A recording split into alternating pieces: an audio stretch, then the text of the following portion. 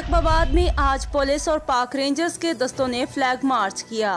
Flag march का मकसद ये था कि सिक्योरिटी को सख्त बनाना, अवाम की जान और माल का तहफ़्फ़ुज़ करना। ये फ्लैग मार्च 14 अगस्त और मुहर्रमुल हराम के हवाले से किया गया।